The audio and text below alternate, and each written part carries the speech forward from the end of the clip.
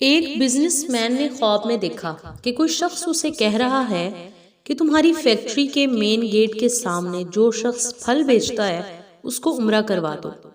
وہ نیند سے بیدار ہوا تو اسے خواب اچھی طرح سے یاد تھا، مگر اس نے وہم سمجھ کر خواب کو نظر انداز کر دیا۔ 3 دن مسلسل ایک ہی خواب نظر آنے کے بعد وہ شخص قریبی مسجد کے امام صاحب کے پاس پہنچا اور اپنا خواب بیان کیا۔ تو امام صاحب نے کہا کہ جس شخص کے بارے میں تمہیں بار بار عمرہ کروانے کے بارے میں کہا جا رہا ہے اس سے رابطہ کرو اور اسے عمرہ کروا دو۔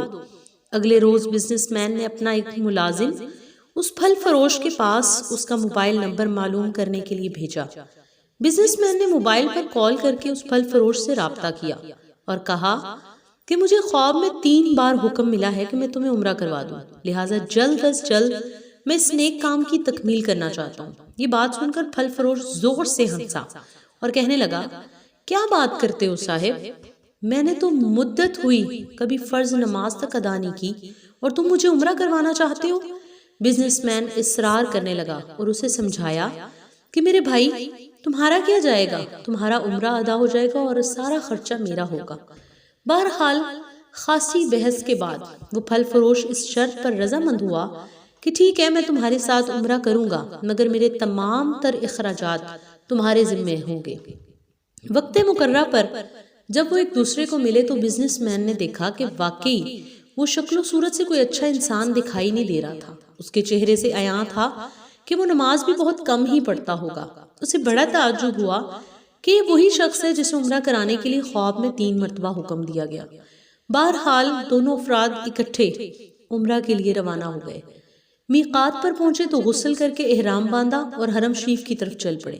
انہوں نے بیت اللہ کا طواف کیا، مقام ابراہیم پر 2 رکعت نماز ادا کی، صفا اور مروہ کے درمیان سعی کی، اپنے سروں کو منڈایا۔ اس طرح ان دونوں افراد کا عمرہ مکمل ہو گیا۔ اب انہوں نے واپسی کی تیاری شروع کر دی۔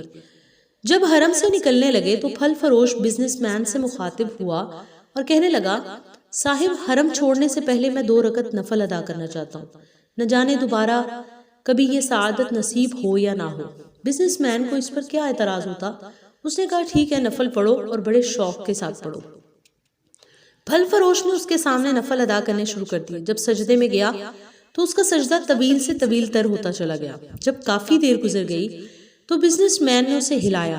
جب کوئی حرکت نہیں ہوئی تو اسے معلوم ہوا کہ پھل فروش کی روح حالت سجدہ ہی میں پرواز کر چکی ہے۔ پھل فروش کی موت پر بزنس مین کو بڑا رشک آیا اور وہ رو پڑا کہ یہ تو بڑے نصیب کی موت ہے، کاش ایسی موت میرے نصیب میں بھی ہوتی۔ اس خوش قسمت انسان کو غسل دیا گیا، خانہ کعبہ میں ہی اس کی نماز جنازہ ادا کی گئی۔ ہزاروں فرزندان توحید نے اس کا جنازہ پڑھا۔ وفات کی اطلاع اس کے اور اس کے گھر والوں کو دی جا چکی۔ بزنس مین نے اس کے گھر کے تمام خرچہ اپنے ذمہ لے لیا۔ پھل فروش کی بیوی سے تعزیت کرنے کے بعد بزنس مین نے پھل فروش کی بیوی سے کہا کہ میں جاننا چاہتا ہوں کہ تمہارے شوہر کی ایسی کون سی عادت یا نیکی تھی کہ اس کا انجام اس قدر عمدہ ہوا اور اسے حرم شریف میں سجدے کی حالت میں موت آئی۔ بیوی نے کہا، بھائی میرا خاوند کوئی نیک آدمی تو تھا نہیں، میں اس کی کوئی خاص خوبی نہیں بیان کر سکتی، لیکن ہاں مگر اس کی ایک یہ عادت ضرور تھی کہ وہ ہمارے ہمسایہ میں ایک غریب بیوہ عورت اپنے چھوٹے بچوں کے ساتھ رہتی تھی۔ میرا شوہر روزانہ بازار جاتا تو جو چیز اپنے بچوں کے کھانے پینے کے لیے لاتا وہی چیز اس بیوہ اور اس کے یتیم بچوں کے لیے بھی لے آتا اور اس کے دروازے پر رکھ کر اسے آواز دیتا، اے بہن میں نے کھانا باہر رکھ دیا ہے، آپ اسے اٹھا لیں۔ وہ بیوہ عورت کھانا اٹھاتی اور آسمان کی جانب سر اٹھا کر دیکھتی اور کہتی کہ اے اللہ رب العزت، آج پھر اس نے میرے بھوکے بچوں کو کھانا کھلایا، اے اللہ تو اس کا خاتمہ ایمان پر فرما۔